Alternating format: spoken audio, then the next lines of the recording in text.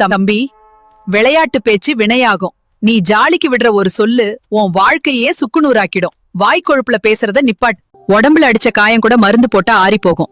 ஆனா விளையாட்டுக்குன்னு சொல்லி நீ வீசுற வார்த்தைங்க ஈட்டி மாதிரி மனசுல குத்திக்கிட்டே இருக்கும். அது சாகுற வரைக்கும் ஆறாது. எடுத்ததுக்கெல்லாம் நம்ம பிரிஞ்சிடலாம், உன்னை விட்டுட்டு போயிருவேன்னு மிரட்டாத.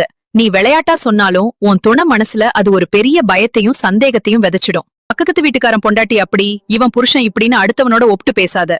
உனக்குன்னு வந்த வாழ்க்கைய மதிக்க கத்துக்கோ. குறை சொல்றது விளையாட்டு இல்ல, அது விபரீதம். பெத்தவங்களை இழுத்து தரக்குறைவா பேசாதப்பா.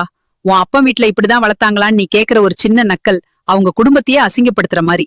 அதுப்பா உனக்கு ஒண்ணும் தெரியாது, நீ எதுக்கும் லாயக்கில்லன்னு மட்டம் தட்டாத. விளையாட்டுக்கு சொன்னா கூட அவங்க தன்னம்பிக்கை அங்கேயே உடைஞ்சு போயிடும். கூட இருக்கிறவங்கள ஏத்தி விடு, இறக்கி விடாத. அடுத்தவங்க மனச ரணமாக்கி வர்ற சிரிப்புக்கு பேரு விளையாட்டு இல்லப்பா, அது வக்கரம். உன் பேச்சுல அன்பு இருக்கோ இல்லையோ, ஒரு மனுஷனுக்கான மரியாதைய உன் துணைக்கு கண்டிப்பா கொடுக்கணும்.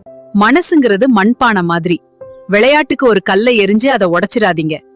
வார்த்தையில நிதானமும் பேச்சில் கனிவும் இருந்தா வாழ்க்கையில நிம்மதிதானா இருக்கும். புரியுதா?